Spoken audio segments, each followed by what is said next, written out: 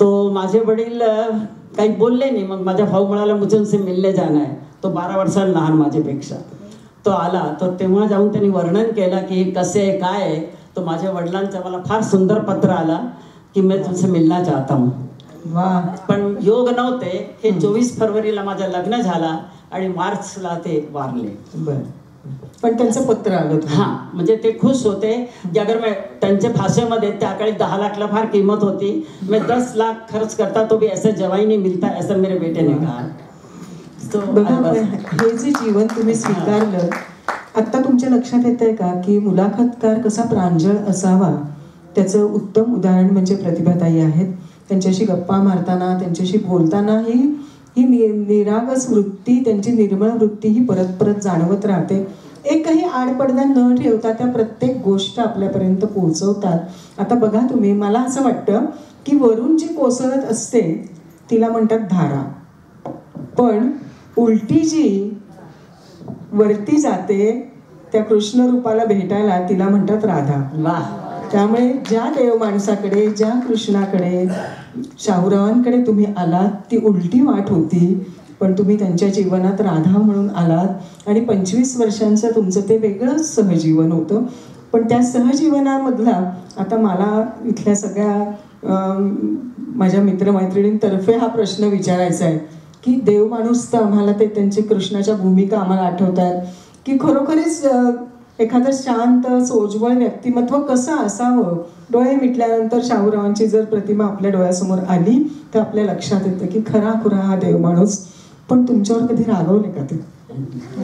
नाही, तसं त्यांचा शांत स्वभाव होता, पण रागवले नाही, पण एकदा रुसले होते. त्याचं कारण रागवणं आणि रुसणं वेगळं आहे. रागवण्यामध्ये क्रोध आहे, रुसण्यामध्ये थोडं मिस्किल अनुराग आहे. तर एकदा काय झालं, लग्न होऊन 2-3च महिने झाले होते आणि पुण्याला निघाले एका दिवसासाठी. तर मी आपले 2-4 लाईन लिहिली आणि एक शेर लिहिला की तुम्हें राह में फूल मिले और मिले सभी आनंद, साथ तुम्हारे मेरी स्मृतियां, मौन हृदय निस्पंद. त्यांनी बघितलं, वा कितना सुंदर लिखा, बहुत सुंदर लिखा. मी आपले निरागसपणे सांगितलं, ये 2 लाइन तो मेरी जितनी सहेली ससुराल जाती थी सबको मैं देती थी. आणि त्यांनी लगेच कागद खाली ठेवला, बासी फूल मुझे क्यों दिए. आणि अक्षरशः रुसले ते, आंघोळीला गेले. मग मी नवीन कविता केली. जन्म जन्म से मेरे मन की दिव्य प्रतिमा तुम हो, नन्ही ज्योति के प्राणों की भव्य प्रतिभा तुम हो, तुमसे मैं रूठूं प्रियतम मत इतना अंधेर करो, छाया तरु से दिव्य शिखा से कैसे रूठे ध्यान धरो. क्या बात आहे. म्हणजे नवीन कविता तुम्ही त्यांना करून दिली असं बनवलं. पण शाहूराव कधीतरी रुसले होते.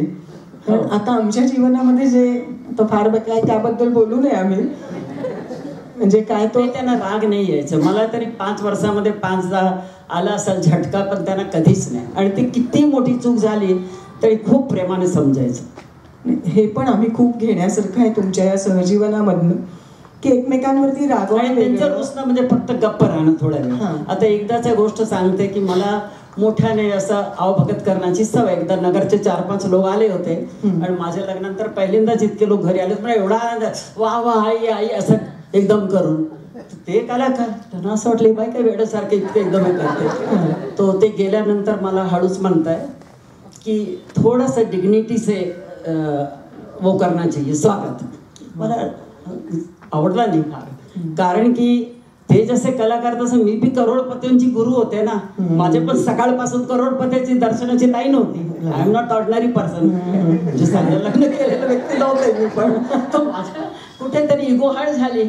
मग मी थोडा वेळ गप्प राहिले. मग म्हटले की घरामध्ये 2च प्राणी, गप्प राहून कसं चालणार. म्हटलं मुझे आपसे बात करनी है. तेव्हा मराठी वाक्य येत नव्हतं. बोले बोलो. तो मैंने कहा डिग्निटी आई ऑल्सो नो, पर मैंने कहा एक स्वभाव होता है, जैसे आपका स्वभाव ऐसा है और मेरा स्वभाव मनीष आंसरे वैसा है. अगर कल मैं ऐसे हंसूं तो लोगों को विचित्र लगेगा और आप खड़खड़ा के हाँ तो वो भी विचित्र लगेगा. तो स्वभाव धर्म होता है, ये मेरा स्वभाव धर्म है. पर डिग्निटी आय नो. त्याच्यानंतर 25 वर्षामध्ये कसं वागायचं सल्ला त्यांनी मला दिले. कारण काय असतं, आता एक छोटंसं गंमत सांगते. माझ्या घसाचा थोडा प्रॉब्लेम होता, तो डॉक्टर गांधी आहे, त्यांनी मला सांगितलं आप थोडा वॉल्यूम कम से बात करो. तो मला सगळ्यात पहिला फोन विमलजीजीचा यायचा. म्हणजे विमलजीजी चतुर, ते आता नाही आहे, पण माझ्यावर खूप प्रेम करणारी व्यक्ती. 6:30-7ला फोन यायचं. तो मी आपला पहिला प्रयोग तिच्यावर, हां काय काही होत नाही. मी तो काहीच नाही ना, लड़का ना लड़के. बोले हळू क्यों बोल रही है? मुझे डॉक्टर क्या मरून मी डॉक्टर ने जिसे बोले उसीच बोल. तो स्वभाव असतो प्रत्येक माणसाचा. पण याचा अर्थ बघा तुम्ही की आपल्याला एक त्यांनी मंत्र दिलाय की प्रत्येकाचा स्वभाव धर्म घरामध्ये वेगळा असतो आणि तो जपावा लागतो आपल्याला, आणि कोणीच कोणाला बदलायला जाऊ नये हे त्याच्या पुढचं कंसातलं वाक्य आहे. चांगलं असं तू कसं बदलायचं, हसूनच बोलायला पाहिजे ना. आता घरी आल्यावर जर तुम्ही कोण येणार दुसरी, अरे आहो आहो एकदम कसं बरं वाटतं. मी चारू काकांना भेटायला पहिल्यांदा गेले, कुणाची गोष्ट सांगते कसे कुणाचे लोक भेटतात ते. तुषारबाई बसलेले एकदम नवीन होते. मी गेले, चारू काका आपल्या ऑरेंज कपडामध्ये छोटेसे गादी पायजामा बसलेले पायजामा, आणि मी गेले दारामध्ये चुकर, काही हा नाही या नाही जा नाही काही नाही. मी म्हणाले की बापरे जाऊ की नको, काय करू एकदम. मग दुसऱ्याच मिनिटात माझ्या कवी मनाने सांगितलं हे लोक किती चांगले किती स्वाभाविक आहे, आ जाओ घर आप काही आहे. आणि मी जाऊन बसले. म्हणजे हा फरक आहे स्वभाव. काय जेवण घेऊन आला म्हणजे उपासी माणूस सुद्धा म्हणेल हो चहा घेतलेला आहे का, हा घेतलेला आहे, असं असा फरक आहे. असा फरक असतो. पण असो, आणि म्हणून याचा अनुभव मला सगळ्यात सुंदर आला. तर पत्रकार भवन आहे, पत्रकार मध्ये माझा पहिला कार्यक्रम तिथे झाला होता. आणि मराठी तेव्हा पुण्याला आलेले होते. नेमकेच काही काही शब्द होते ते काही येत नव्हता खास. आणि दिग्गज लोक म्हणजे श्रीराम लागू पासून सगळे ऑडियन्स मध्ये होते. मी सुरुवात केली. मी कधी पुण्याला जिंकायचं म्हणजे काय करायला पाहिजे, म्हणजे पुण्याचे रसिकांना, प्रबुद्ध रसिकांना, माझ्यावर शुद्ध प्रेम करणाऱ्या, माझ्या अशुद्ध मराठीवर शुद्ध प्रेम करणाऱ्या पुण्याच्या रसिकांना माझा नमस्कार. असं त्या वाक्याने भरपूर टाळ्या वाजल्या, भरपूर प्रेम मिळाला. आणि त्याच्यानंतर किती काही असो पण कविताशिवाय माझा कार्यक्रम पूर्ण होतच नाही, खरं असं लोकांना एक समीकरण झालं. नाही, मध्येच आपली शाहूरावांची लिंक तोडली जाणार नाहीये तशी. कारण शाहूराव हे उत्तम आर्टिस्ट, उत्तम ज्योतिष आणि देवमाणूस. त्यामुळे त्यांच्याकडे मधुबालापासून अनेक जण आपला हात दाखवायला यायचे, मोठे मोठे कलाकार यायचे. तुम्हाला कधी नाही का वाटलं चित्रपटात काम करावं, त्यांना विचारावं एखादी भूमिका करायला द्याल का? बरोबर आहे. अष्टविनायक स्वाभाविक आहे ना असं. अष्टविनायक पिक्चर आता सचिनना बघितलं ना, मग त्यांच्या वडिलांनी काढलं. हो हो, बेळगावकर. तेव्हा नवीन लग्न झालेला होता. मी चहा घेऊन गेले. त्यांनी असं बघितलं, सौरभ तुमच्या हस्ते फक्त आरतीच आहे, वहिनी पण करू शकता, ज्याला जयश्री काळकर होत्या बरोबर. वा, काय त्यांना राग आला. काय वाटतं तुम्हाला, काय पिक्चर मध्ये काम करताय असं फास्ट बोलायचे ते. बिचारे त्यांची बोलती बंद झाली. म्हणजे ते पिक्चर मध्ये काम करत असताना ते इतके कडक होते शिस्तमध्ये. तुम्हाला दुसरी गोष्ट सांगते की लग्न झाल्यावर एका महिन्याने त्याला पिक्चर जे दाखवलं त्याची शूटिंग होती महबूब स्टुडिओला. रात्री 2:30 वाजता शूटिंग होती. पुण्याचं आमचं घर प्रचंड मोठा होता. मला भीती वाटत होती. तो मैं म्हटले मैं घर में अकेली कैसे रहूंगी. तो बोले मैंने आज तक कभी किसी को स्टूडियो में नहीं ले गया. मग मला भीती वाटत होती थोड़ी. मग हाँ नहीं करता. बोले अच्छा चलो, लेकिन एक शर्त है, मेकअप रूम से बाहर नहीं आना. मैं नीचे जाऊंगा शॉट देने, तुम मेकअप रूम में बैठना. मी सगळं मान्य केलं. मग नंतर मेकअप झाला आणि ओपेराला नालेवरती, अरे वाह बहुत अच्छा सेट है, राजेंद्र कुमार है, शर्मिला टैगोर है, भाभी जी चलिए ना आप भी नीचे. क्या वगैरेचं. मी एकदा यांच्याकडे बघते, एकदा असे बघते. आता त्यांच्यावर नाही म्हटलं तर संकुचित वृत्ती दिसून येईल नाही का. मग पुढे ओपेरा मध्ये हे मागे मी, मला काय म्हणाले माहितीये का, इधर उधर मत देखना. म्हणजे का नाही सिर्फ त्याच्यामध्ये. मग नंतर मला कळलं की त्याच्यामध्ये संकुचितता नव्हती, त्याच्यामध्ये मी साध्वीपणामधून ग्रस्त आश्रमी गेले. आणि फिल्मी दुनिया म्हणजे कम्प्लीट नवीन. साधू आणि फिल्म काही एकदम दोन टोकं. तो त्यांना वाटलं जर इकडे तिकडे शर्मिला टागोरला यांना असं बघितलं किंवा राजेंद्र कुमारला तो माझा कचरा होईल जज म्हणून समजव असं मला नंतर. पण नंतर पण हळूहळू चोरून बघायची थोडं. शर्मिला टागोरच्या शेजारी बसून त्याला न बघणं म्हणजे कसं होईल. पण बघा, इतकी एका बाजूला ही साध्वीची दुनिया आणि दुसऱ्या बाजूला ही चकमकती चंदेरी दुनिया, अशा दोन्ही दुनिया तुम्ही अनुभवल्यात. म्हणजे बालपणीची शांती, नाही बालपणीची शांती, नंतरची ज्योतिप्रभा आणि शाहूरावांची प्रतिभा, अशा या 3 भूमिका. आणि आता आम्ही पुढच्या भूमिकेकडे येते की ज्योतिषाकडे. तुम्हाला हस्तमुद्रिकेचा छंद होता, तुम्ही 9व्या वर्षापासून बघत होता, पण खऱ्या अर्थाने ज्योतिषाकडे, त्या अभ्यासाकडे कधी वळला? नाही, तसं माझी फार अभ्यासू वृत्ती नाहीच आहे, खरं सांगते. मला थोडक्यात सगळं आवडतं. हा, कमी मेहनतमध्ये जास्त कसं मिळेल हा माझा नेहमीचा प्रयास. मी फार मेहनती व्यक्ती नाही आहे, खरं सांगते. मला गणितमध्ये 18 म्हणून गणित कधी जमलंच नाही. भाषेमध्ये चांगले मार्क मिळायचे म्हणून भाषामध्ये बोलू शकते, असं आहे. तर ज्योतिषाचं असं आहे की मला यांच्याकडे सगळ्यात मोठा ॲडव्हान्टेज काय मिळाला की यांच्याकडे फार मोठे मोठे लोकांचे हात समोर यायचे. आणि यांचा एक नियम होता, मला टेबलावर बसवल्याशिवाय कुणाचे हात बघायचे नाही. एकदा आता सांगते, शरद पवार जे आले होते, प्रतिभाताई पवार आल्या होत्या, आणि मी गणपतीला हार फक्त मीच घालायचा. आमच्या घरी गणपतीचा फार सुंदर, मला माहिती फार जागृत आहे, हार मीच घालायचं. आणि मग ते 11 फळं ठेवायचे, त्याच्यानंतर भविष्य सांगायचं. प्रतिभाताई बघत होत्या की या बाई कधी आज जाता. मग आम्ही विचारू, यांनी बघितलं, हे म्हणाले वो मेरी शक्ती आहे, त्या माझी शक्ती असतात, आणि त्या टेबलावर बसल्याचे मग भविष्य सांगत नाही कुणाचे. हा मान जो आहे त्याच्यासाठी 32 वर्ष झाले, परवा त्यांना तरी अजून रडू येतो. सगळ्यांना हा मान मिळत नाही. इंदिरा गांधीची कुंडली काढत होते, आम्ही 4 हॉस्पिटलमध्ये गेलो त्यांचे टाइम करेक्ट मिळवण्यासाठी मुंबईला, नर्सिंग होममध्ये. आणि तेव्हा इलेक्शन होता वीरेंद्र पाटील बरोबर इंदिरा गांधीचा 79 मध्ये. तो यांना भविष्य सांगायचं होतं पेपरमध्ये, धर्ममध्ये. तर हे खूप मेहनतने कुंडली काढत होते. पाऊस पडत होता. मी केळीची कांदीची भजी केली. यांना केळीची भजी आवडायची, पिकलेले केळीची. तर मला काय माहिती इतके गाढे डीप गेलेले त्या कुंडलीमध्ये. आपले आले किचन मधून, म्हटले भजी मस्त झाले होते ना, आणि कुंडली काढत होते. तरी त्यांनी रजिस्टर बंद केला. हा, मला केळीची फार आवडली बोले एकदम, आणि 5 वेळ बोलले. मग मी उठले, माझ्या कामाला लागले. नंतर त्यांनी दुसऱ्या दिवशी मला सांगितलं, प्रतिभा तू जेव्हा विचारायला आली ना, तेव्हा मी क्लायमॅक्स टाइम काढण्याच्या मूड मध्ये होतो. तो म्हटलं मग सांगायचं होतं आता 5 मिनिटाने बोलू. त्यांनी जे उत्तर दिला तो मला पद्मश्री पेक्षा कमी नाहीये. त्यांनी सांगितलं, मला इंदिरा गांधीपेक्षा तू भारी आहे. हा जो सन्मान देणं आहे, इंदिरा गांधी माझी क्लायंट आहे, तू माझे जीवन आहे. हा परस्परांना सन्मान देणं जो आहे, हा खूप खूप मोलाचा संदेश आहे मला वाटतं यातून. की शेवटी संसार हा काय असतं आपल्या सगळ्यांच्या जीवनामध्ये, की एखादा क्षण भाळण्याचा असतो. प्रतिभाला आठवत असेल की आम्ही अनेक कार्यक्रमात असं म्हणायचो की तो एकच क्षण असतो भाळण्याचा, बाकी पुढचे सगळे सांभाळून घेण्याचे असतात आमच्या आयुष्यातले. तर आम्ही असे धडपडत करत असे पुढे सहजीवन नेत असतो.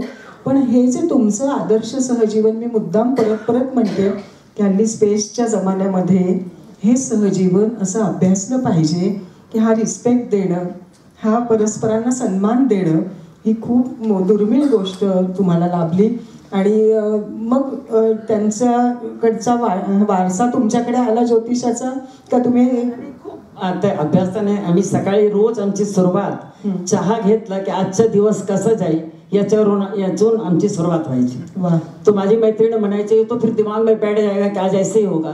पण खूपदा प्रत्येक घेतला. त्यांचं भविष्य सांगणं आजपर्यंत मला कुणी असं भविष्यवेता त्यांच्यासारखं मिळालेलं नाही. त्यांनी स्वतःच्या मृत्यूचं भविष्य सांगितलं होता की माझे 75 पूर्ण झाल्यावर 18 दिवसाच्या आत मी जगाचे निरोप घेणार.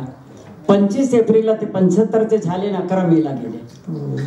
आणि 1 वर्ष मी मृत्यू बरोबर जगत होते. 11 महिने, 10 महिने राहिले, 9 महिने. माझी मैत्रिणींनी सांगितलं की कसं तुम्हाला वाटतोय.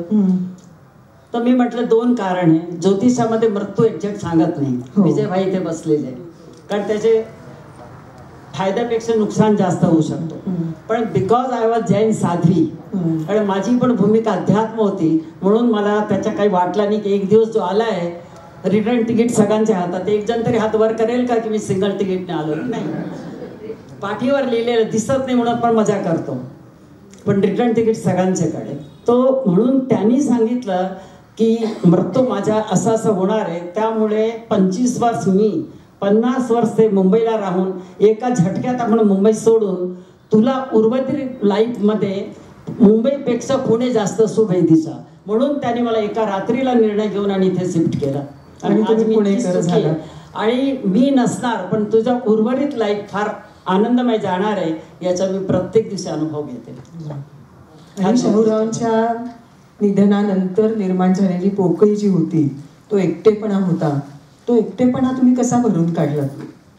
इथे मी पुण्याला जेव्हा आले 5च महिन्याने गेले आणि पुण्याला माझे 5 लोक पण ओळखीचे नव्हते. एक संचेती म्हणजे मनीषाची आई, माझी 1958 पासूनची मैत्रीण, त्या थोडेसे फिरोदिया आणि विमलजीजी म्हणजे नलिनी वगैरे हे लोक आणि आमचे नातेवाईक, याच्या पलीकडे माझ्या कुणीच ओळखीचा नव्हता. आणि मला असं वाटलं की एकदम अननोन नगरी पुन्हा आपल्यासाठी, पण काय करणार इथे. 40 दिवस मी खूप बेचैन होते. त्यावेळी माझ्याकडे रात्री झोपायला, आणि मी मोगल गार्डनमध्ये राहत होते, किशोर भाईनीच आमचं उद्घाटनचं जेवण पाठवलं होतं. तर मोगल गार्डनमध्ये 85ची सोसायटी, त्याच्यामध्ये 5 लोक पण राहायला नव्हते. जंगल त्यावेळी 32 वर्षापूर्वी कोरेगाव पार्क जंगल सारखा होता, भीती वाटायची, रिक्षावाले पण जात नसे. 8-10 दिवस माझ्या यांच्या काकू होता, त्या माझ्याकडे रात्री झोपायला यायच्या मोगल गार्डनला. 9वा दिवस होता यांना जाऊन, त्यांचा फोन आला, प्रतिभा मी इथे वाघोलीला अडकले, आज मी येऊ शकत नाही, उद्या येते. त्या आल्या की मी रात्री 8ला जेवायचं, थोडं झोपायचं. त्यांचा फोन आल्याबरोबर रात्री 8ची गोष्ट आहे, मला अजून आठवत आहे. मी आवाज काढून रडले, एकटं कुणी ऐकणारा नाही, काही नाही. आणि रडता रडता माझी एक प्रार्थना असते, घंटा कळते, मंत्र मी बोलले आणि मी स्वतःला सेल्फ काउन्सिलिंग केला की प्रतिभा, आजची रात्र तुला झोप आली तर तुला जगण्याचा अधिकार, मी तो उद्या कट कर आणि वरती जा. आणि 9ला मी जे झोपले, पहिली झोप होती यांच्या जाण्याची नंतरची. सकाळी 7 वाजता दूधवाल्याने बेल मारली तेव्हा मी उठले, म्हणते आय वन द बॅटल. हे 90 दिवसाची गोष्ट. तुमची हिंमत पाहिजे. दुसरं कोणी वारला किंवा काय झालं, लोक येतात, दोनों साथ में थोडी जाएंगे, कुणीतरी जातो, हे सगळं उपदेशची जरूर नसते, हे सगळ्यांनाच माहीत असतं. तिथे जरूर असते तुमच्या आंतरिक ज्ञानाची.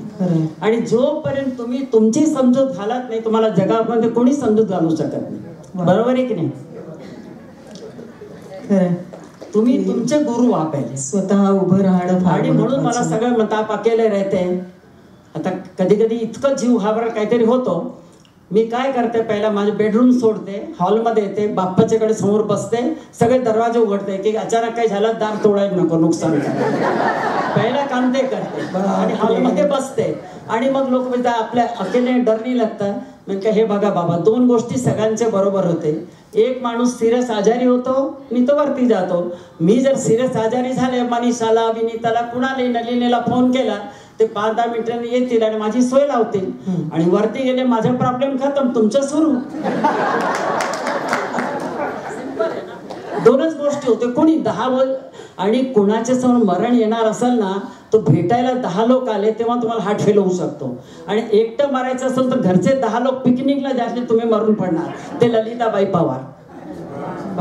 हा, तर मरण आपल्या हातात थोडी असतो. जिंदगीचा विचार करा, मारायला काय रडायचं, ते तर रडतील लोक. आणि माझा सगळ्यात मोठा प्लस पॉइंट आहे, I am not answerable to anybody. विचार करा या वाक्याचा. तुम्ही आता घरी नाही गेला तर तुमच्या बायकोला 2 तासाला फोन आला, कुठे, मी जर इथेच बसून राहिले तरी कोणी फोन नाही करणार. किती आनंद आहे बघा. आज तो आनंद, क्या बात आहे. म्हणजे त्या एकटेपणातलाही आनंद त्या अतिशय उपभोगत आहे. पण तुम्ही जी शाहूराव गेल्यानंतर जी प्रतिष्ठानची स्थापना केली आणि तुमच्यामधला एक सामाजिक कामाचा, समाधानाचा एक भाग, एक दालन वेगळं खुलं झालं. किती पुरस्कार सोहळे, किती सुंदर, आणि योग्य वेळी तुम्ही ते थांबवलेत. पण प्रतिष्ठानची स्थापना ही मला वाटतं खूप 93 मध्ये हे गेले आणि 94 मध्ये यांची पहिली पुण्यतिथी होती. त्याच्या आधी मधुकर रावची चौधरी हे माझे राखीचे भाऊ होते. तर त्यांना मी भेटायला गेले तर ते म्हणाले, ताई इतकं मोठे कलाकारला पण असंच राहून देणार नाही, पण काहीतरी केलं पाहिजे. आणि मग शरद पवार त्यावेळी चीफ मिनिस्टर होते महाराष्ट्राचे. त्यांना फोन केला की माझी बहीण आहे, आणि असा असा मी विचार केला आहे त्यांनी एका याच्यात 2.5 लाखाचा चेक दिला, पहिला चेक शरद पवारांनी. आणि त्याने स्थापना झाली. चारू काका होते, सुलोचनाबाई आणि आमचे 2 मेहुणे, असे सगळे त्याच्यामध्ये होते. आणि 25 वर्ष इतकं सुंदर कार्यक्रम ते झाला, हाऊसफुल. आज मी बघते बऱ्याच खुर्च्या रिकाम्या आहेत, पण बालगंधर्वमध्ये एकही कुर्सी कधी रिकामी नाही राहिली. असं 25 वर्ष का. आणि ते लोकांचा सहकार, खूप मेहनत लागते त्याला. आणि राईट टाईमला मी 18मध्ये, तो 18 वर्ष असा होता की यांचे शताब्दी वर्ष, माझ्या 80वा वर्ष, कार्यक्रमाच्या 25वा, माझे पुण्याच्या 25वा आणि माझ्या लग्नाचा 50वा, 5 इव्हेंट एकाच वर्षी आल्यामुळे मी कहाँ रुकना चाहिए, पूर्ण विराम कुठे लावायचा, कधी लावायचा हे ज्याला कळतं तो सगळ्यात सुखी माणूस. कारण दुसऱ्या वर्षी कोरोना चालला, बंदच करावं लागलं. पण बघा, इतक्या प्रसिद्धीच्या झोतामध्ये बातम्या येत आहेत, पेपरमध्ये फोटो येत आहेत, मोठी मोठी लोक येत आहेत, शाहूरावांचं, प्रतिभाताईंचं सगळ्यांचा स्नेह लाभतोय. असे कार्यक्रम वर्षानुवर्ष चालू ठेवायला काही हरकत नसते. मस्त जगमगाटात राहता येतं. आणि कितीतरी दिग्गज लोक आले, तेच सांगते मी, त्याचं काही वर्षांचं सूत्रसंचालन मी केलं.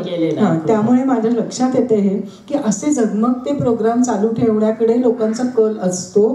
म्हणजे 1000चा चेक देतात पण फोटो आला पाहिजे, अशा मनस्थितीमध्ये आताचे कार्यक्रम घडत असतात. अशा वेळेला तुम्ही एका उंचीवरचा कार्यक्रम एका क्षणात बंद करायचा निर्णय घेतला. त्यावेळी ऑडियन्स मध्ये गिरीश बापट होते, त्याचं खूप प्रेम होतं माझ्यावर. ते म्हणाले, ताई सगळा खर्च मी करणार आहे, पण तुम्ही हा कार्यक्रम बंद करू नका. म्हटलं खर्चाचा प्रश्नच नाहीये, आपल्याकडे भरपूर आहे, देण्या इतकं भरपूर आहे, लोकांनी खूप प्रेम केलेलं आहे, पण मला इथे थांबायचं आहे. आणि तुम्हाला माहित असेल, काही तत्व असतात, मी नेहमी तत्वाने जगत असते. जेव्हा एका वर्षी सुधीर गाडगींनी 9 वर्ष सूत्रसंचालन केला, अचानक त्यांना काहीतरी कार्यक्रम आला आणि त्यांनी एका दिवसाचे याने सांगितलं की मला असं असं जावं लागेल मुंबईला. तुम्हाला मी फोन केला विनयाताईंना, काही न विचारता, आणि त्या आल्या कार्यक्रमाला. त्याचं उत्तर मी कसं दिलं, दुसऱ्या वर्षी सुधीर गाडगींना निवेदन दिलं नाही. मी म्हणाले त्यांच्या नावावर ह्या आल्या, आता यांचंच नाव पुढच्या वर्षी राहणार आहे, आणि निवेदिका ह्या होत्या. असं तत्व पाळावं लागतं. आणि त्याच्यामध्ये माझ्यामध्ये सरळता पाहिजे, खरंपणा पाहिजे आणि ईश्वराचे आशीर्वाद पाहिजे.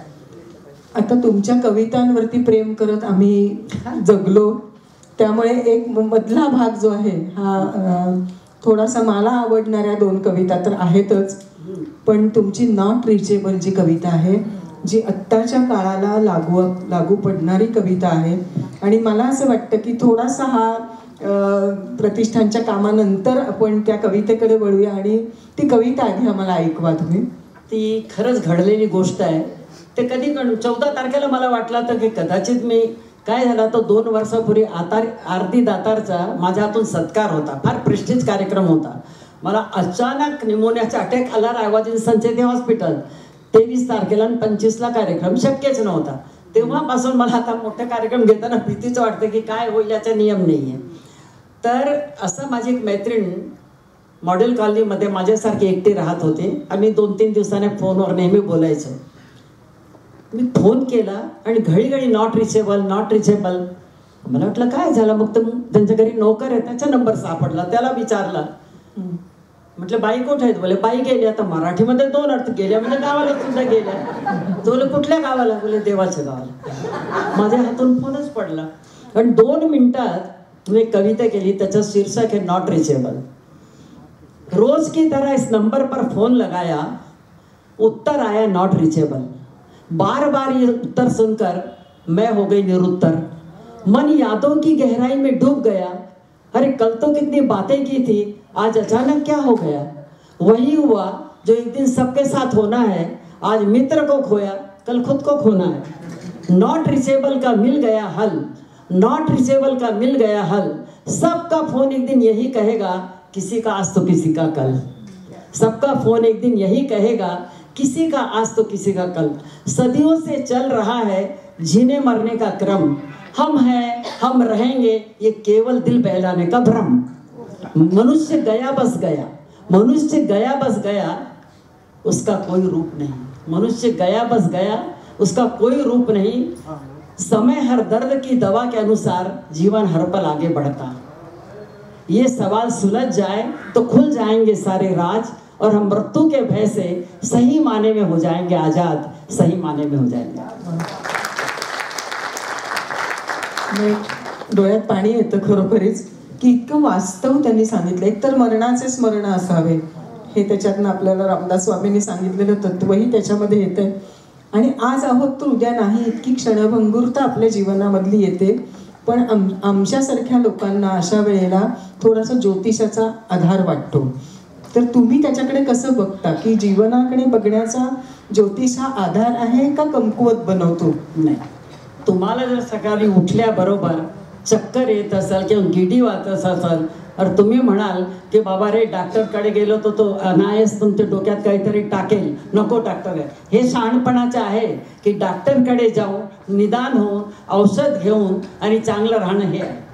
तो खरं ज्योतिषकडे गेला, त्यांनी तुम्हाला सांगितलं की बाई येणारा थोडासा काळ तुमच्या मध्यम आहे, तर तुम्ही काळजी घेणार. आता मला कळलं होता की हा माझा टाईम थोडासा मध्यम आहे, मला माहीत होता. पण तरी तरुण जाणारे हेही माहीत होता. तर याचा फायदा कसा घ्यायचा, डॉक्टर सारखा यूज केला तर फायदाच आहे. हा, तुम्ही जर कमकुवतच असाल, तुम्हाला कमजोरच मन असाल, तर मग तो तुम्हाला डॉक्टरकडे जाण्याचा अधिकार नाहीये. ब्लड प्रेशर आहे म्हणून काही सगळं सोडतो थोडी, माणूस चालतोय ना जीवन, असं आहे ते. तर मला तर याचा खूप फायदा होतो. आणि दुसरं आजकाल मला कसं झालंय की मी थोडा कमी केलं. 80 पर्यंत मी खूप करत होते, पण संवेदनाक्षम नसल्यामुळे सगळ्यांना चांगलंच ऐकायला आवडतो, वाईट कुणालाच आवडत नाही. आणि नेहमी सगळ्यांचं चांगलं कधीच असू शकत नाही. त्याच्यामुळे मी आता काउन्सिलिंग आणि ईश्वरी प्रार्थना, मी सगळ्यांच्यासाठी प्रार्थना करते. कुणी आजारी असला, फोन आला, रेकी देते, प्रार्थना करते. तर त्याच्यावर मला तर जास्त विश्वास झालेला आहे. खरं इतके वर्ष मी प्रतिभाताईंना ओळखते, त्यांच्याकडे जाते, पण धाडस नाही झालं तुम्हाला कधी हात दाखवावा असं. पण त्यांच्या एका शब्दांनी मी तरुण जाते दरवेळेला की तुम्ही भेटा न भेटा, तुम्ही फोन करा न करा, तुम्ही माझ्या हृदयात असता. आणि कुठलीही भेट देताना त्या आत्मप्रिय असा एक शब्द वापरतात. आणि त्या आत्मप्रिय शब्दामधून मिळणारा जो आधार असतो, जी प्रेरणा असते ती खूप मोठी असते. थोडासा सगळ्यांच्या बाजूने एक प्रश्न येतो, तो फक्त विचारते की आता आमच्याकडे सगळं आहे प्रतिभाताई, सुबत्ता आहे, पुढची येणारी पिढी तर सगळं ऐश्वर्यच बघते, ती बंगला, गाडी, घर सगळं बघते, सगळी सुबत्ता आहे, सगळं आहे. फिरही काहीतरी हातातनं निसटतंय, काहीतरी कमी पडतंय. तर नेमकं हे कमी काय पडत असावं असं वाटतं तुम्हाला? तसं असं आहे की आपली बॅकग्राऊंड जी आहे, बुनियाद आहे, ती अध्यात्म पाहिजे. त्याशिवाय तारणच नाही. तुम्हाला दुःख येणार, तुम्हाला कितीतरी अपमानाचे प्रसंग येणार, अपयश येणार, तुमचे आपले लोकच तुमच्या छळ करणार, हे सगळं सगळ्यांच्यावर होतो. पण जर तुम्ही आतून संपन्न नसाल, स्ट्रॉंग नसाल, तर तुम्ही टिकू शकत नाही. हे प्रसंग येणार, सगळ्यांना येतात.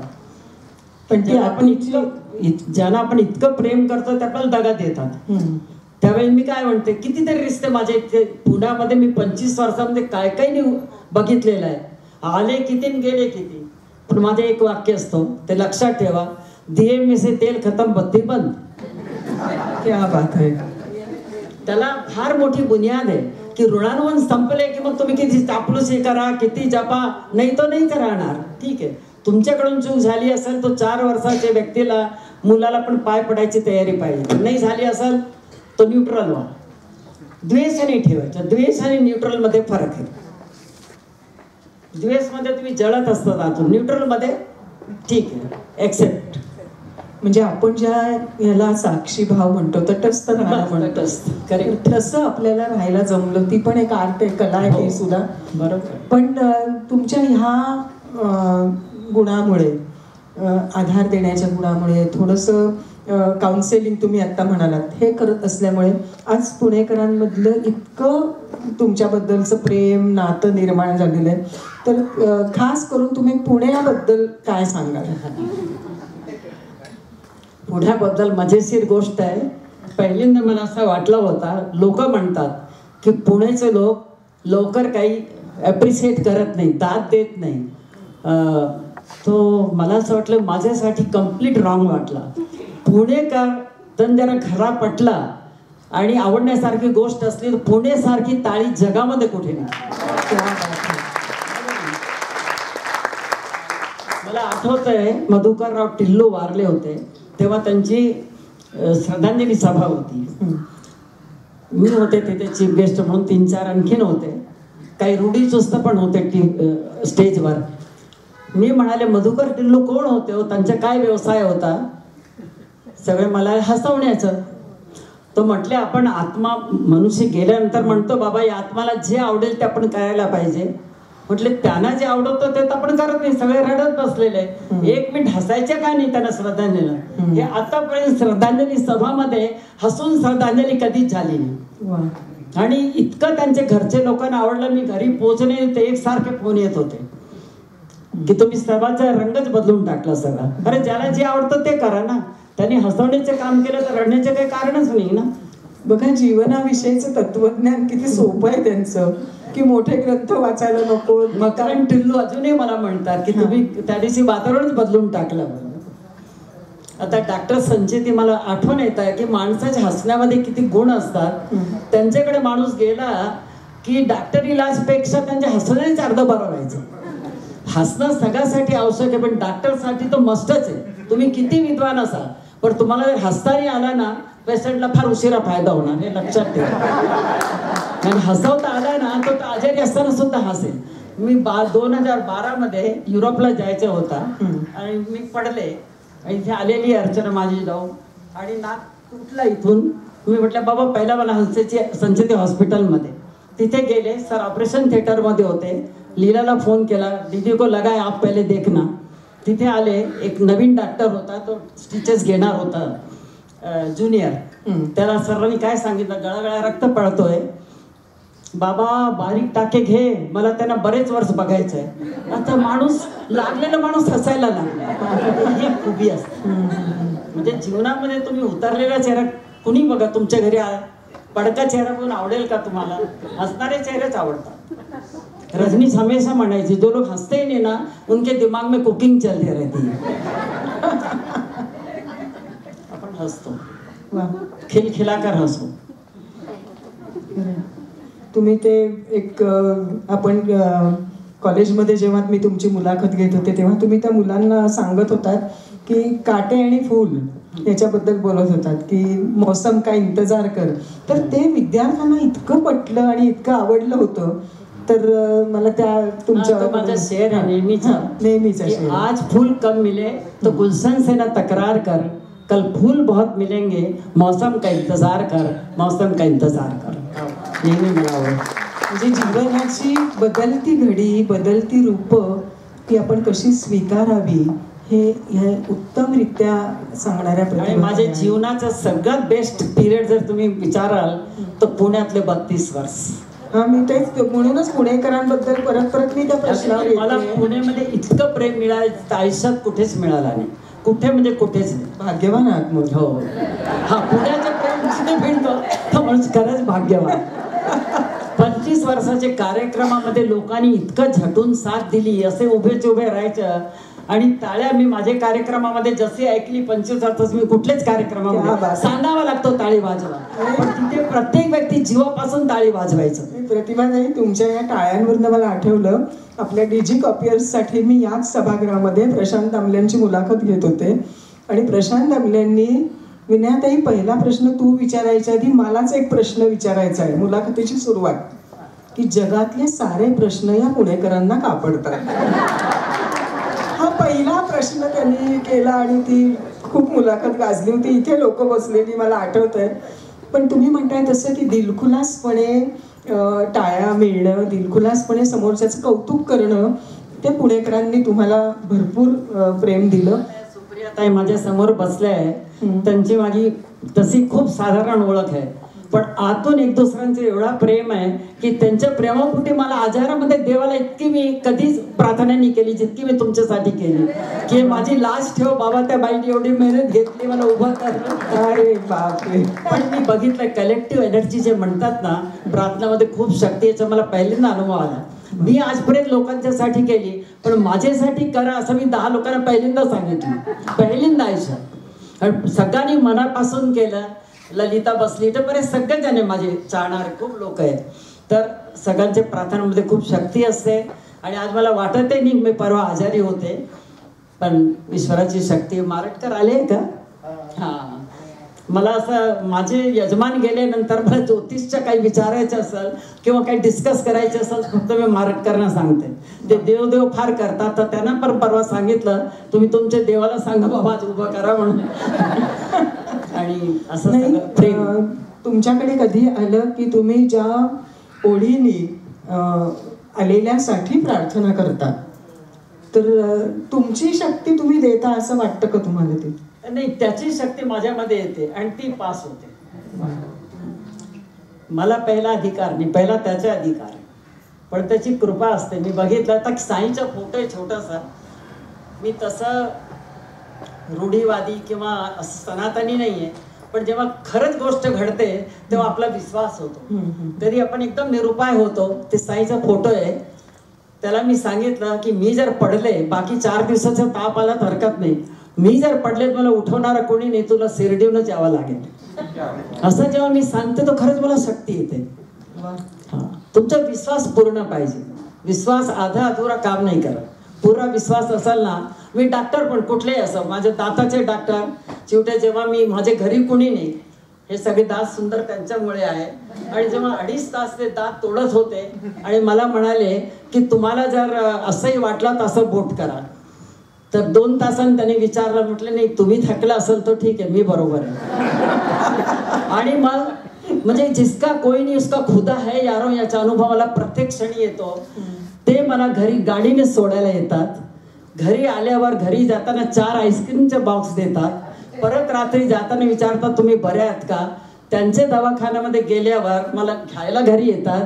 करोडपती पेशंट बसला असला तरी सांगता 5 मिनिटांनी येतो, घरी सोडायला येतात. आता याच्यापेक्षा असतं what more you want in your life.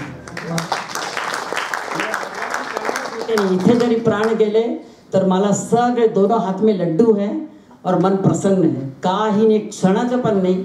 फक्त त्याला प्रार्थना असते, जसं तू आणलाय जगामध्ये तसं घेऊन जा. याच्या पलीकडे काहीच प्रार्थना नाही. थोडासा गंभीर विषयाकडे आपण गेलो खरे. आणि आय नो कप क्विट होणार आहे, पण तरी मस्त जगते. तरी मी आज नवीनच साडी आज माझ्या कार्यक्रमासाठी मला सुप्रिया ताईने सांगितलं की तुम्हाला आम्हाला काहीतरी म्हटलं. आता मी पसारा करायचा कमी काढलाय. हा, तुमचा तो पसारा शब्द मला फार आवडतो. मध्ये लेक्चर होता पसारा. आता पहिला पसारा म्हणजे वस्तूंचा पसारा, माणसांचा पसारा. बिना कामाचे माणसं गोळा करायचे नाही. एक धडने भाराभर चिंध्या.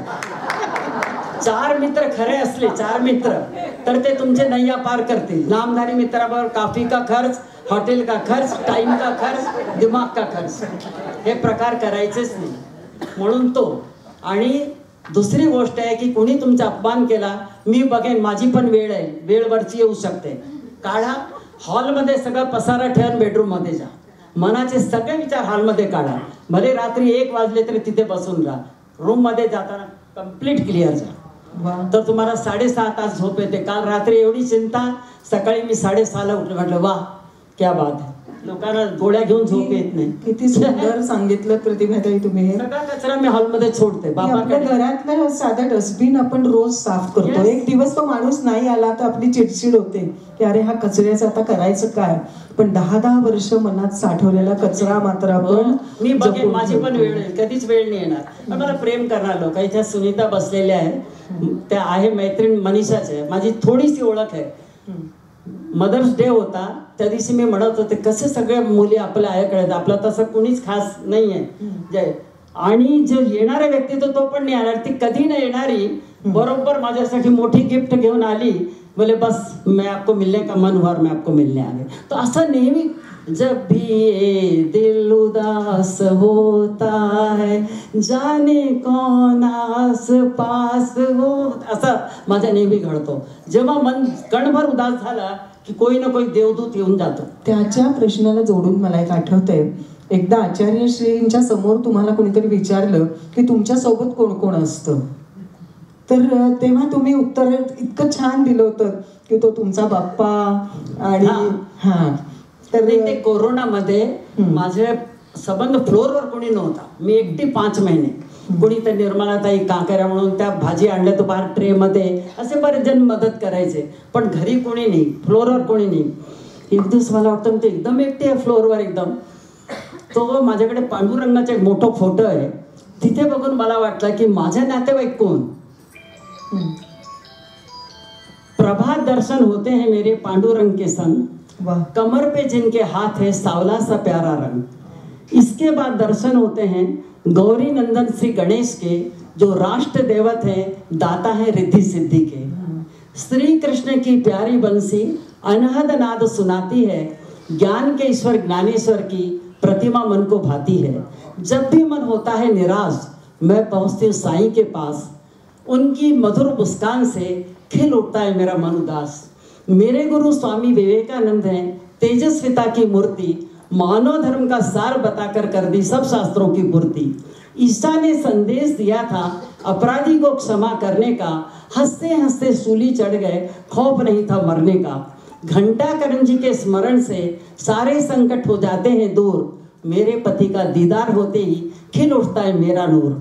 इतने ओजस्वी तेजस्वी परिवार का जब है मुझको साथ, मैं अकेली हूँ एकाकी नहीं, क्योंकि मेरे सिर पर इन सबका हाथ. मैं नतमस्तक हूँ इन चरणों में, मैं नतमस्तक हूँ इन चरणों में, भाग्य पर इतराती हूँ, हर जन्म में साथ मिले यही प्रार्थना करती हूँ. इनके अस्तित्व से मेरा ये जड़ घर चैतन्य में हो गया. हर पल एहसास होता है मुझे कुछ अलग कुछ नया, कुछ अलग कुछ नया. प्रत्येक क्षणाकडे हे माझा परिवार आहे सगळा. आणि पुणे माझा परिवार आहे, माझी सेकंड जन्मभूमी आहे. मागच्या जन्मी पुण्यातच जन्म घेतला असाल आणि पुढे तो जन्म आहे, कारण कलियुगमध्ये डायरेक्ट मोक्ष नाही, तर परत पुण्यामध्येच असेच माझी इच्छा आणि असेच प्रेमळ लोक भेटावं.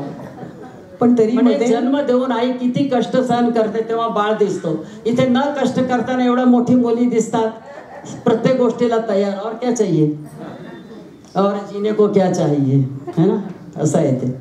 ह्या सगळ्या वाटचालीमध्ये प्रतिष्ठानचं काम करत असताना, सगळ्या इतक्या लोकांशी जोडलेलं राहताना, तुम्ही सेन्सॉर बोर्डाच्या पदाकडे वळला. म्हणजे तुम्हाला ते पद मिळालं, पण तिथे तुमच्यासारखा माणूस जर मिळाला तर ते आणखीनच त्यांना बरोबर आहे. ते मला सेन्सॉर बोर्डवर तो मराठी येत नसताना कसं घेतलं काय झालंय दिव्यच आहे. मी गेलेले होते गुजरातमध्ये, परत आले, ते एक पत्र पडलेलं होता भारत सरकार सेवार्थ, मला वाटतं टॅक्स बिक्सचा उघडला तो, मला कोई उसमें लिया है सेन्सॉर बोर्ड पर. अरे बापरे, मी पहिल्यांदाच एक नाटकाचा, म्हणजे मला लिहिता वगैरे येतो, वाचता सगळं येतो, बोलायला प्रॉब्लेम होता, तर मी मस्त त्याचे एक पानभर रिव्ह्यू लिहिला. तेव्हा दया पवार होते अध्यक्ष. सगळे मीटिंग झाल्या, सगळे गेले. प्रतिभाताई तुम्ही थांबा, म्हटलं काहीतरी चूकच झाली असेल. थांबले. अहो बोले एवढा मोठा रिव्ह्यू लिहिला तर आमचं पद जाईल ना, 2 लाईन लिहायचे असते बोल. आणि सेन्सॉर बोर्डर म्हणून मी बिघडले. मला नाटक पहिल्याच रो मध्ये बघायला आवडतो. मी परत येते नेहमीला, कारण 3 वर्ष पहिल्या रो मध्ये बसून बघितलं ना सगळ्यांना, मजा आली खूप. सगळं मिळाला, काही नाही मिळालं असं काहीच नाही. जिंदगी को जी भर के जिया है मैंने, बस अमृत अमृत पिया है मैंने, अब जहर नाम की चीजें नहीं है. आपल्याच आयुष्याकडे आनंद भाई नेहमी फूल आणतात. फुलावर फार छान कविता केलेली आहे.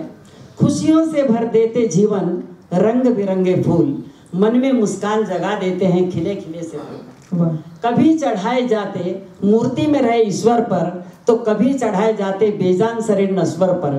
कहीं भी क्यों ना चढ़े सदियों से मुस्कुराते आए फूल, मन में मुस्कान जगा देते हैं खिले खिले से फूल. कभी सेहरा में सजे कभी सैया में सजे, कभी बालों में सजे कभी माला में सजे. जमाना बदला मगर बदले नहीं फूल, मन में मुस्कान जगा देते हैं खिले खिले से फूल. खिले हुए फूलों से प्यार किया सबने, मुरझाए तो पैरों तले मसला सबने. जुल्म सितम सहकर भी शिकायत नहीं करते कभी फूल, मन में मुस्कान जगा देते हैं खिले खिले से फूल. फूलों को खुशी होती है जब भगवान चरण में चढ़ते हैं, फूलों को गर्व होता है जब वीरों के गले जा लगते हैं. भगवान मिले वीर मिले इतराते नहीं फूल, मन में मुस्कान जगा देते हैं खिले खिले से फूल. आयुष्याचा प्रत्येक क्षण हा असा आनंदात जगला पाहिजे, प्रसन्नतेत जगला पाहिजे. हा मंत्र तर तुम्ही देता आहातच आम्हाला, पण तरी सुद्धा हे तरी सुद्धा हा आमचा सामान्य माणसांचा प्रश्न, पण तरी सुद्धा आता पॉझिटिव्ह ॲटिट्यूड, सकारात्मक वृत्ती वगैरे इतके भले भले नावं देऊन आम्ही वर्कशॉप्स घेतो, तिथे कार्यशाळा घेतो, पण तुम्ही तर चालती बोलती पॉझिटिव्हिटीची, सकारात्मक वृत्तीची कार्यशाळा आहेत. आम्हाला काय मंत्र द्याल की आहे या परिस्थितीमध्ये? आता तुम्ही सांगितलं की जीवन तर असं राहणारच आहे, कधी एकसुरी राहणार नाहीये. पहिली गोष्ट, जीवनमधून कचरापट्टी काढायची सवय ठेवली पाहिजे. मला याने अपमान केला, मी पण बघेन, काही बघायचं नाही, असंच चालणार आहे पहिली गोष्ट. आणि स्वतःवर आत्मविश्वास.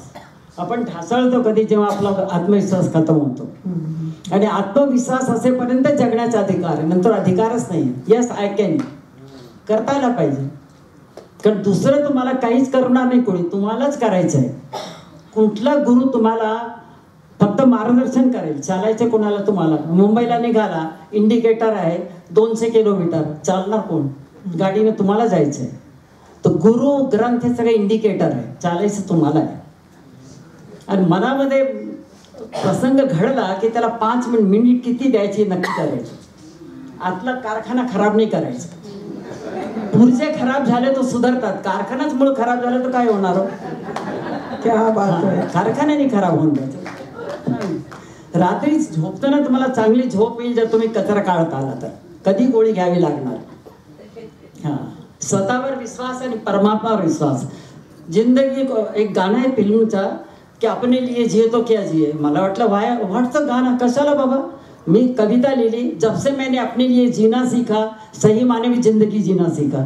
अरे स्वतःसाठी जगता नाही तर लोकांचं स्वार्थी नाही का म्हणणं? नाही नाही, बिलकुल नाही. पहिले स्वार्थ आहे, मगच परमार्थ येतो. ज्याला स्वार्थ कळत तो परमार्थ कसा करेल? अपने लिए जिये तो क्या जिये, पर स्वतःसाठी जगला तर कसं जगायला पाहिजे हे कळेल.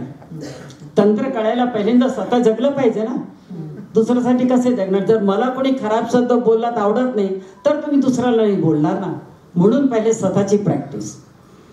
जब से मैंने जिंदगी जीना सीखा, सही माने में अपने लिए जीना सीखा. जिंदगी फिसल रही थी, मुट्ठी में रही रेत सी, फिसलती रेत पर ठहरना सीखा, जब से मैंने अपने लिए जीना सीखा. आपल्याला प्रतिभाताईंची प्रवचनं किंवा त्यांचं चिंतन, विचारधारा अशी खूप ऐकायला नाही मिळाली. अशाच त्या कार्यक्रमामधून आपल्याला भेटत आल्या.